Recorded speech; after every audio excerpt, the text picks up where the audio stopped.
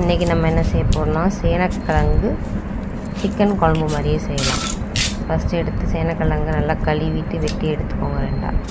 அப்புறம் தோலை சுத்தமாக சீவிடுங்க, ஏன்னா இருக்கக்கூடாது. அப்புறம் ஒரு குண்டால் தண்ணி எடுத்துகிட்டு அதில் நல்லா கழுவிட்டு வெட்டி போட்டு நல்லா வெட்டி போடுங்க. உங்களுக்கு தேவையான சைஸில் வெட்டி போட்டுக்கோங்க. வெட்டினதுக்கப்புறம் அடுப்பை வச்சு அடுப்பில் வச்சுட்டு மஞ்சத்தூள், உங்களுக்கு தேவையான அளவுக்கு மஞ்சத்தூள் போட்டுக்கோங்க. அதுக்கப்புறம் உப்பு, காயில் உப்பு பிடிக்கணும்ல, உப்பு வேணும், உப்பு போட்டுக்கோங்க. அதுக்கப்புறம் ஒரு தட்டில் வரமிளகா, பட்டை, மிளகு, மல்லி, ஜீரகம், கசகசா, கிராம்பு, பூண்டு எடுத்துக்கோங்க. எடுத்து ஒரு சட்டியில் எண்ணெய் ஊற்றி நல்லா வதக்கிடுங்க. நல்லா வாசனை வரைக்கும் வதக்கிடுங்க. நல்லா வதக்கி எடுத்ததுக்கப்புறம் வெங்காயத்தையும் அதோடு சேர்த்தே நல்லா வதக்கிடுங்க. ஒரு தக்காளி போட்டு நல்லா வதக்கிக்கோங்க. நல்லா வதக்குனதுக்கப்புறம் நல்லா வதங்கினதுக்கப்புறம் சிக்கன் பொடி தேவையான அளவுக்கு, எங்கள் வீட்டில் 4 குழந்தைங்க இருக்குது, அதுக்கு தக்க நான் காரம் போட்டுக்கிட்டேன், மிளகாத்தூள் போடல.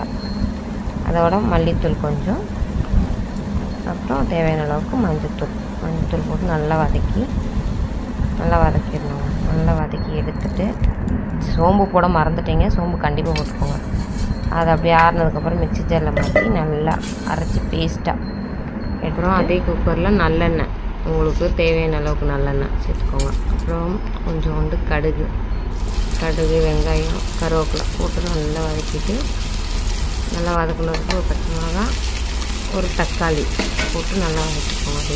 அப்புறம் அரைச்சி வச்ச மசாலாவை தண்ணி ஊற்றி கரைச்சி ஊற்றிக்கோங்க.